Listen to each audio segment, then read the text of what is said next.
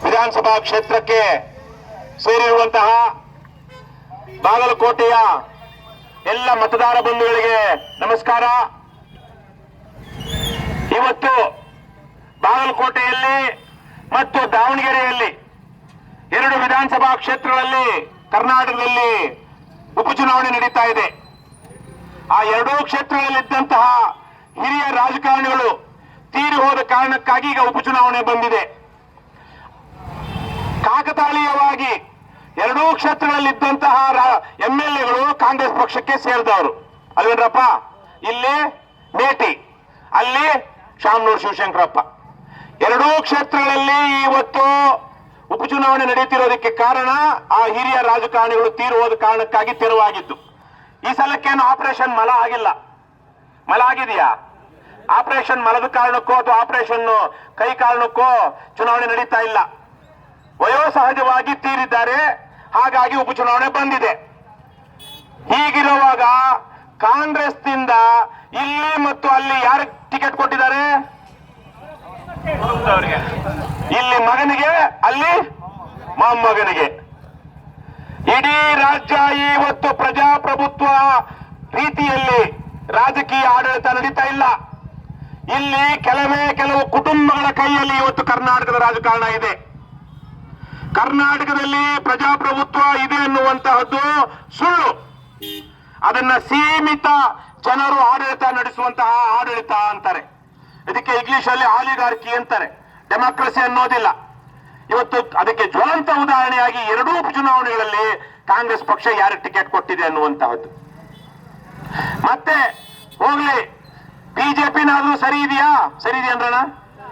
ಕರ್ನಾಟಕದಲ್ಲಂತೂ ಬಿಜೆಪಿಗೆ ಏನು ಅವ್ರೇನೋ ಹೇಳಿದ್ರಲ್ಲ, ಏನಪ್ಪ ನರೇಂದ್ರ ಮೋದಿ ಅವ್ರು ಏನ ಹೇಳ್ತಾರೆ, ನಾ ಕಾವಂಗ ಕಾಣೆದುಂಗ ಅಲ್ಲ, ವಂಶ ಏನದು, ವಂಶ ಪರಂಪರೆ ಅಲ್ಲ, ಪರಿವಾರ ರಾಜಕಾರಣದ ವಿರುದ್ಧ ಅಂತ. ಅಲ್ಲೆಲ್ಲ ಪುಂಗಿ ಊದ್ತಾರೆ. ಆ ಪುಂಗಿನ ಕರ್ನಾಟಕದಲ್ಲಿ ಯಾವತ್ತಾದ್ರು ಊದಿದಾರ? ಒಂದ್ ಕಡೆ ಯಡಿಯೂರಪ್ಪನ್ನ, ಒಂದ್ ಕಡೆ ವಿಜಯೇಂದ್ರನ್ನ, ಒಂದ್ ಕಡೆ ಜಗದೀಶ್ ಶೆಟ್ಟರ್ನ, ಇನ್ನೊಂದ್ ಕಡೆ ಅವ್ರ ತಮ್ಮನ್ನ, ಇನ್ನೊಂದ್ ಕಡೆ ಯಾರು, ಒಂದ್ ಕಡೆ ಜನಾರ್ದನ್ ರೆಡ್ಡಿನ, ಇನ್ನೊಂದ್ ಕಡೆ ಕರುಣಾಕರ್ ರೆಡ್ಡಿನ, ಸೋಮಶೇಖರ್ ರೆಡ್ಡಿನ, ಈ ಕಡೆ ಕತ್ತಿ, ಹುಕ್ಕೇರಿ, ಎಷ್ಟೆಷ್ಟೋ ಜನ. ಕಾಂಗ್ರೆಸ್, ಬಿಜೆಪಿ, JDS ನ ಒಂದು 200 ಕುಟುಂಬಗಳು ಇವತ್ತು ಇಡೀ ರಾಜ್ಯದ ರಾಜಕೀಯ ಅಧಿಕಾರವನ್ನ ಕೈಯಲ್ಲಿಡ್ಕೊಂಡಿವೆ. ಯಾಕೆ ಕಾಂಗ್ರೆಸ್ ಆಗ್ಲಿ, ಬಿಜೆಪಿ ಆಗ್ಲಿ, JDS ಆಗ್ಲಿ ಅವರಿಗೆ ಟಿಕೆಟ್ ಕೊಡ್ತಾ ಇದೆ? ಅವರಿಗೆ ಟಿಕೆಟ್ ಕೊಡ್ತಾ ಇರೋದಕ್ಕೆ ಕಾರಣ ಇವತ್ತು ಎಲೆಕ್ಷನ್ ನಲ್ಲಿ ಲಿಕ್ಕರು, ಕುಕ್ಕರು, ನಿಕ್ಕರು ಹಂಚಿದೆ. ಎಲೆಕ್ಷನ್ ಗೆಲ್ಲೋದಿಕ್ಕಾಗೋದಿಲ್ಲ, ವೋಟ್ ಸಿಗೋದಿಲ್ಲ ಅಂತ ಅಲ್ವೇನಣ್ಣ? ಅಲ್ಲ, ಅವ್ರು ಹಸಿತಾನೆ.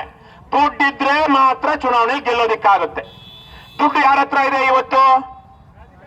ರಾಜಕಾರಣಿಗಳ ಹತ್ರ ಇದೆ. ಎಂತ ದುಡ್ಡು? ನನ್ನ ಹತ್ರ 1 ಕೋಟಿ ಇರಬಹುದು. 1 ಕೋಟಿನ ತಂದು ನಾನು ಯಾರಿಗಾರು ಕೊಡೋದಿಕ್ಕಾಗುತ್ತಾ? ಅಕೌಂಟ್ ಅಲ್ಲಿರೋ ದುಡ್ಡನ್ನ ತಂದು ಹಂಚೋದಿಕ್ಕಾಗುತ್ತೇನ್ರಪ್ಪ? ಎಲ್ಲಿರೋ ದುಡ್ಡು ತಂದು ಹಂಚ್ತಾರೆ?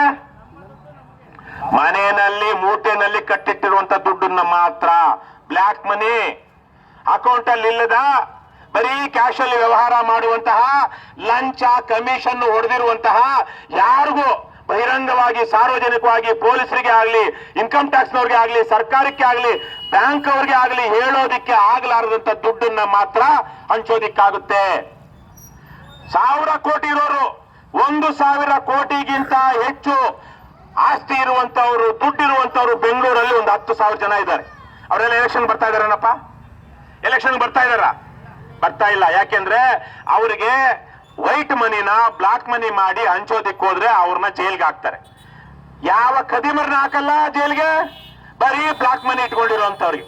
ಹಾಗಾಗಿನೇ ಕಾಂಗ್ರೆಸ್, ಬಿಜೆಪಿ, JDS ನ ಪರಮಭ್ರಷ್ಟ ಕುಟುಂಬಗಳು, ಜನದ್ರೋಹಿ ಕುಟುಂಬಗಳು, ಪ್ರಜಾಪ್ರಭುತ್ವ ವಿರೋಧಿ ಕುಟುಂಬಗಳು, ಕಳ್ಳತನ ಮಾಡಿ ಶ್ರೀಮಂತಿಗೆ ಸಂಪಾದಿಸಿರುವಂತ ಖದೀಮ ಕುಟುಂಬಗಳಿಗೆ ಮಾತ್ರ ಇವತ್ತು ಕಾಂಗ್ರೆಸ್, ಬಿಜೆಪಿ, JDS ಅವರು ಟಿಕೆಟ್ ಕೊಡ್ತಾರೆ. ಅವ್ರು ಮಾತ್ರ ಅವ್ರ ಮನೆಯಲ್ಲಿ ಮೂಟೆ ಕಟ್ಟಿ ಇಟ್ಟಿರುವಂತಹ ದುಡ್ಡನ್ನ ತಂದು ಎಲೆಕ್ಷನ್ ಟೈಮಲ್ಲಿ, ಬಹುಶಃ ಈಗಾಗಲೇ ಬಾಗಲಕೋಟೆನಲ್ಲಿ ಕಾಂಗ್ರೆಸ್ ಕ್ಯಾಂಡಿಡೇಟ್ ಇರ್ಬೋದು, ಬಿಜೆಪಿ ಕ್ಯಾಂಡಿಡೇಟ್ ಇರ್ಬೋದು, ದಾವಣಗೆರೆಯಲ್ಲೂ ಕಾಂಗ್ರೆಸ್ ಕ್ಯಾಂಡಿಡೇಟ್ ಇರ್ಬೋದು, ಬಿಜೆಪಿ ಕ್ಯಾಂಡಿಡೇಟ್ ಇರ್ಬೋದು, ಅವರೆಲ್ಲ ಇವಾಗ ಮೇನ್ ಡೀಲರ್ಸ್ ಕೊಟ್ಬಿಟ್ಟಿದ್ದಾರೆ. ಇನ್ನು ನಾಳೆಯಿಂದ ರಿಟೇಲ್, ಏನ್ ರಿಟೇಲು? ಸಬ್ ಡೆಲಿವರಿನೂ ಅಲ್ಲ, ಹೋಮ್ ಡೆಲಿವರಿ ಕಣ್ರಯ್ಯ. ಏನ್ ಡೆಲಿವರಿ? ಹೋಮ್ ಡೆಲಿವರಿ ನಾಳೆಯಿಂದ. ಇವಾಗ ಆಲ್ರೆಡಿ ಡೀಲರ್ಗಳಿಗೆ ಯಾವನ ಬೆಳಗ್ಗೆ ಗುರು ಹಾಕೊಂಡು ಕುತ್ತಿಗೆಗೆ ನಾಯಿ ಚೇನ್ ಹಾಕೊಂಡು ಸಾಹೇಬ್ರೆ ಸಾಹೇಬ್ರೆ ಸಾಹೇಬ್ರೆ ಅಂತ ಈ ಭ್ರಷ್ಟ ರಾಜಕಾರಣಿಗಳ ಹತ್ರ ಓಡಾಡ್ತಾರಲ್ವಾ, ಅವರವರಿಗೆ ಅವರವರ ಯೋಗ್ಯತಾನುಸಾರ ಇಂಥ ಏರಿಯಾದಲ್ಲಿ ಹಂಚಬೇಕು ಅಂತೇಳಿ 50 ಲಕ್ಷ 1 ಕೋಟಿಗೆ 2 ಕೋಟಿಗಾಗಲೇ ಡೆಲಿವರಿ ಆಗ್ಬಿಟ್ಟಿದೆ ಅವರಿಗೆ. ಡೀಲರ್ಗಳು ಏನ್ ಡೀಲರ್ಗಳು? ಓಟ್ ಡೀಲರ್ಗಳು. ಆ ಓಟ್ ಡೀಲರ್ಗಳು ಇವಾಗ ಏನ್ ಮಾಡ್ತಾರೆ? ಹೋಮ್ ಡೆಲಿವರಿ ಮಾಡ್ತಾರೆ. ಅದು ಲಿಕ್ಕರ್ ಇರಬಹುದು, ಕುಕ್ಕರ್ ಇರಬಹುದು, ಕ್ಯಾಶ್ ಇರಬಹುದು. ಅದು ನಾಳೆಗೆ ನಡೆಯುತ್ತೆ. ಇವತ್ತು ನಾಳೆ ನಮ್ಮ ಏನು ಚುನಾವಣಾ ಅಧಿಕಾರಿಗಳು ಇವರು ಅಲ್ಲಿ ಪೊಲೀಸರು ಅಲ್ಲಿ ಇಲ್ಲಿ ಬಂದೋಬಸ್ತು, ನಾಳೆಯಿಂದ ಇದೇ ಪೊಲೀಸ್ ಗಾಡಿಗಳಲ್ಲೇ ಹಣ ಹಂಚಿಕೆ ಆದ್ರೂ ಯಾರು ಮಾತಾಡೋ ಹಾಗಿಲ್ಲ. ಸರ್ಕಾರಿ ಅಧಿಕಾರಿಗಳು ಚುನಾವಣಾ ಪ್ರಚಾರಕ್ಕೆ ಒಂದು ರಾಜಕೀಯ ಪಕ್ಷದ ಪರವಾಗಿ ಹೋಗೋದಕ್ಕೆ ಅವಕಾಶ ಇದೆಯೇನ್ರಪ್ಪ? ಇದೇನ್ರಣ? ಒಬ್ಬ ಮೇಷ್ಟ್ರು ಇದ್ದಾನೆ, ಚಂದ್ರಶೇಖರ್ ಅಂತ, ಪರಮ ಭ್ರಷ್ಟ ಮೇಷ್ಟ್ರು. ಇಲ್ಲಿ ಆಲ್ಮಟ್ಟಿ ಅವನು. ಯಾವೂರವನು? ಆಲ್ಮಟ್ಟಿ ಅವನು. ಅವನು ಕರ್ನಾಟಕದ ಸರ್ಕಾರಿ ಶಾಲೆಗಳ ಅಧ್ಯಾಪಕರ ಸಂಘದ ಅಧ್ಯಕ್ಷ, ಸರ್ಕಾರಿ ಶಾಲಾ ಶಿಕ್ಷಕರ ಸಂಘದ ಅಧ್ಯಕ್ಷ. ಅವನು ಇಲ್ಲಿ ಚುನಾವಣಾ ಪ್ರಚಾರಕ್ಕೆ ಬಂದಿದ್ದಾನೆ. ಎಲ್ಲಿಗೆ? ಬಾಗಲಕೋಟೆಗೆ. ಈಗ ಸರ್ಕಾರದ ಅಧಿಕಾರಿಗಳಾಗಲಿ ಚುನಾವಣಾ ಆಯೋಗ ಏನಾದ್ರು ಮಾಡ್ತಾ ಇದೆಯಾ ನೋಡಿ? ಈ ಗಾಡಿಯಲ್ಲೂ KA29G0568 ಇಟ್ಕೊಳ್ಳೋಣ. ಆ ಗಾಡಿಯಲ್ಲೂ ನಾಳೆ ಬೇಕಾದ್ರೆ ಹಣ ಸರಬರಾಜು ಆಗಬಹುದು. ಯಾರು ಹೇಳೋರು ಕೇಳೋರು ಇರೋದಿಲ್ಲ. ನಡೀತಾ ಇದೆ ಕರ್ನಾಟಕದಲ್ಲಿ. ಆಂಬ್ಯುಲೆನ್ಸ್ಗಳಲ್ಲಿ, ಪೊಲೀಸ್ ಜೀಪ್ಗಳಲ್ಲಿ, ಗವರ್ಮೆಂಟ್ ವಾಹನಗಳಲ್ಲಿ ಆಡಳಿತಾರೂಢ ಪಕ್ಷ ಇವತ್ತು ಯಾವ್ದದು? ಕಾಂಗ್ರೆಸ್. ಕಾಂಗ್ರೆಸ್ನ ದುಡ್ಡು ಇಂಥ ಸರ್ಕಾರಿ ಗಾಡಿಗಳಲ್ಲಿ ಹರಿದಾಡುತ್ತೆ. ಇನ್ನು ಬಿಜೆಪಿ ಅಧಿಕಾರದಲ್ಲಿದ್ದಾಗ ಬಿಜೆಪಿ ಪಕ್ಷದವ್ರ ದುಡ್ಡು ಹೋಗ್ತಿತ್ತು, ಅನ್ರಿಜಿಸ್ಟರ್ಡ್ ವೆಹಿಕಲ್ಸ್. ಈ ರೀತಿಯಲ್ಲಿ ಇವತ್ತು ಚುನಾವಣಾ ಪ್ರಚಾರ ನಡೀತಾ ಇದೆ. ಬಾಗಲಕೋಟೆ ಜನ ಸಾಕಷ್ಟು ಪ್ರಜ್ಞಾವಂತರು. ಯಾಕೆಂದ್ರೆ ಅವರಿಗೆ ಒಂದಷ್ಟು ಸಮಸ್ಯೆ ಆಗಿದೆ. ಏನ್ ಸಮಸ್ಯೆ ಆಗಿದೆ? ಇಲ್ಲೇ ಪಕ್ಕದಲ್ಲೇ ಇದರಿಂದ ಒಂದು ಅರ್ಧ ಕಿಲೋಮೀಟರ್ ದೂರ ಹೋದ್ರೆ ಯಾವ ನದಿ ಹರಿಯುತ್ತಣ್ಣ? ಘಟಪ್ರಭಾ ಇಲ್ಲಿಂದ ಒಂದು 15-20 ಕಿಲೋಮೀಟರ್ ಹೋಗಿ ಕೃಷ್ಣಾ ನದಿಗೆ ಸೇರೋದು. ಆದ್ರೆ ಇವತ್ತು ಕೃಷ್ಣಾ ನದಿ ನೀರು ಸೇರಿ ಇಲ್ಲಿ ಬಂದ್ಬಿಟ್ಟಿದೆ. ಯಾಕೆ? ಆಲ್ಮಟ್ಟಿಯಲ್ಲಿ ಡ್ಯಾಮ್ ಆಗಿರೋದ್ರಿಂದ. ಇಲ್ಲಿಂದ 40 ಕಿಲೋಮೀಟರ್ ದೂರದಲ್ಲಿ ಡ್ಯಾಮ್ ಆಗಿರೋದಕ್ಕೆ ಇವತ್ತು ಬಾಗಲಕೋಟೆ ಹಿನ್ನೀರು ಹೊತ್ಕೊಂಡಿದೆ. 519 ಮೀಟರ್ಗೆ ನಿಲ್ಲಿಸಿದ್ದಾರೆ ಅದನ್ನ. ಯಾವ್ದನ್ನ? ಡ್ಯಾಮ್ನ. 524 ಮೀಟರ್ ಹೋದ್ರೆ ಇದು ಇರುತ್ತಾ ಸಾಹೇಬ್ರೆ? ಇರುತ್ತಾ? ಇಲ್ಲಿರೋದಿಲ್ಲ. ಹಾಗಾಗಿ ಇಲ್ಲಿರೋರ್ನೆಲ್ಲ ಅಲ್ಲಿ ಕೆಳಗಡೆ ಘಟಪ್ರಭಾ ನದಿಯ ಏನು ದಂಡೆಯಲ್ಲಿದ್ದವ್ರನ್ನೆಲ್ಲ ಸ್ಥಳಾಂತರ ಮಾಡಿ ಸೈಟ್ ಕೊಟ್ಟು ಬೇರೆ ಬೇರೆ ಕಡೆ ಕಳಿಸ್ತಾ ಇದ್ದಾರೆ. ಆಲ್ರೆಡಿ ನವನಗರ ಅಂತ ನಿರ್ಮಾಣ ಆಗೋಗಿದೆ. ಹಾಗಾಗಿ ಒಂದಷ್ಟು ಜನ ಒಕ್ಕಲೆಬ್ಸಿದ್ದಾರೆ, ಪರಿಹಾರಗಳು ತಗೊಂಡು ಒಂದಷ್ಟು ಜನ ಹೋಗಿದ್ದಾರೆ. ಇನ್ನೊಂದಷ್ಟು ಜನ 524 ಮೀಟರ್ ಆಗೋ ತನಕ ನಮ್ಗೇನು ಆಗೋದಿಲ್ಲ ಅಂತ ಇಲ್ಲೇ ಇದ್ದಾರೆ. ಅವ್ರು ಇನ್ನೂ ಪರಿಹಾರ ತಗೊಂಡಿಲ್ಲ, ಇನ್ನೂ ಜಾಸ್ತಿ ಬೇಕು ಅಂತ. ಈ ಮಧ್ಯದಲ್ಲಿ ಇಲ್ಲಿ ಇದ್ದಂತ MLAಗಳು, ಕಡು ಭ್ರಷ್ಟರು, ಅಧಿಕಾರಿಗಳು, ರಾಜಕಾರಣಿಗಳು 6 ಕಾಸಿಗೆ 3 ಕಾಸಿಗೆ ರೈತರ ಜಮೀನನ್ನ ತಗೊಂಡು ಇವತ್ತು ಅದನ್ನ ಕೋಟಿ ಲೆಕ್ಕದಲ್ಲಿ ಕರ್ನಾಟಕ ರಾಜ್ಯ ಸರ್ಕಾರದಿಂದ ಪರಿಹಾರ ತಗೊಳ್ತಾ ಇದ್ದಾರೆ. ಯಾವ ತರ? ಎಷ್ಟು ಲೆಕ್ಕದಲ್ಲಿ? ಕೋಟಿಗಳ ಲೆಕ್ಕದಲ್ಲಿ ತಗೊಂಡಿದ್ದು ಲಕ್ಷಗಳಲ್ಲಿ. ಇವತ್ತು ಸರ್ಕಾರದ ಪರಿಹಾರ ಬರೋದು ಕೋಟಿಗಳಲ್ಲಿ. ಯಾರಪ್ಪನ ದುಡ್ಡು? ನೀವು ಒಂದು ಪೇಸ್ಟ್ ತಗೊಂಡ್ರೆ, ಒಂದು ಬ್ರಷ್ ತಗೊಂಡ್ರೆ, ಒಂದು ಫೋನ್ ಕರೆನ್ಸಿ ಹಾಕೊಂಡ್ರೆ ಸರ್ಕಾರಕ್ಕೆ ಟ್ಯಾಕ್ಸ್ ಕಟ್ತೀವಲ್ವಾ? ಆ ಟ್ಯಾಕ್ಸ್ ದುಡ್ಡನ್ನ ಇವತ್ತು ಈ ಕಳ್ಳ ರಾಜಕಾರಣಿಗಳು ಕೊಡ್ತಾ ಇದ್ದಾರೆ. ಮೂಲ ನಿವಾಸಿಗಳು ಯಾರಿದ್ರು, ಇಲ್ಲಿ ರೈತರು ಯಾರಿದ್ರು, ಅವ್ರಿಗೆ ಕೊನೆಗೆ ಸಿಕ್ಕಿದ್ದೇನು? ಏನ್ರಣ? ಚೆಂಬು ಚೀಪು ಅಷ್ಟೇ ಸಿಗೋದು ಅವ್ರಿಗೆ. ಹಾಗಾಗಿ ಇಲ್ಲೊಂದಷ್ಟು ಜನ ನೊಂದಿದ್ದಾರೆ, ಬೆಂದಿದ್ದಾರೆ. ಈಗಾಗಲೇ 2 ಲಕ್ಷ ಕೋಟಿನದು ಪರಿಹಾರ. 2 ಲಕ್ಷ ಕೋಟಿ ರೂಪಾಯಿ ಪರಿಹಾರ ಕೊಡಬೇಕಂತೆ ಈ ಕೃಷ್ಣಾ ಮೇಲ್ದಂಡೆ ಯೋಜನೆಯಲ್ಲಿ ಇವಾಗ ಸರ್ಕಾರ ಅಕ್ವೈರ್ ಮಾಡ್ಕೊಳ್ತಿರುವಂತ ಜಮೀನಿಗೆ. ಇಡೀ ಭೂಮಿಯ ಇತಿಹಾಸದಲ್ಲೇ ಬಹುಶಃ ಯಾವುದೇ ದೇಶದ ಇತಿಹಾಸದಲ್ಲೂ ಇಷ್ಟು ಪರಿಹಾರ ಕೊಟ್ಟಿರೋ ಉದಾಹರಣೆ ಇದ್ದಂಗಿಲ್ಲ. ಸರ್ಕಾರ ಮೊದಲೇ ಬಹುತೇಕವಾಗಿ ಅವರಿಗೆ ತಿನ್ನೋದಿಕ್ಕೆ ಸಿಗ್ತಾ ಇಲ್ಲ ಇವಾಗ ದುಡ್ಡು, ಈ ಗ್ಯಾರಂಟಿಗಳ ಕಾರಣಕ್ಕಾಗಿ ಅಂತ ಹೇಳ್ತಾರೆ. ಅದರಲ್ಲಿ ಪರಿಹಾರ ಕೊಡೋದಕ್ಕೆ ಎಲ್ಲ ದುಡ್ಡಿದೆ. ಹಾಗಾಗಿ ಈ ಕಡೆ ಜಮೀನು ಒತ್ತುವರಿ ಮಾಡಬೇಕು, ಜಮೀನು ಭೂ ಸ್ವಾಧೀನ ಮಾಡಬೇಕು, ಅವ್ರಿಗೆ ಪರಿಹಾರನೂ ಕೊಡಬಾರ್ದು. ಇವ್ರು ಮಾತ್ರ ಟನಲ್ ಅಲ್ಲಿ ಕಮಿಷನ್ ತಿನ್ಬೇಕು. ಹಾಗಾಗಿನೇ ಕೋರ್ಟ್ಗೆ ಹಾಕೊಂಡಿದ್ದಾರೆ. ಈ ಮಧ್ಯದಲ್ಲಿ ಆಗ್ಲೇ ಯಾರೊಬ್ರು ಬಂದಿದ್ರು, ಶಿವಾನಂದ ಕಟ್ಟಿಮನಿ ಅಂತ ಒಬ್ಬ ವಕೀಲರು. ಅವ್ರು ಹೇಳ್ತಾ ಇದ್ರು, ಈಗ ಏನು 519 ಇದೆ, 524 ಹೋಯ್ತು ಅಂದ್ರೆ ಇನ್ನೊಂದ್ 2-3 ಕಿಲೋಮೀಟರ್ ಒಳಗಡೆ ಬರುತ್ತೆ.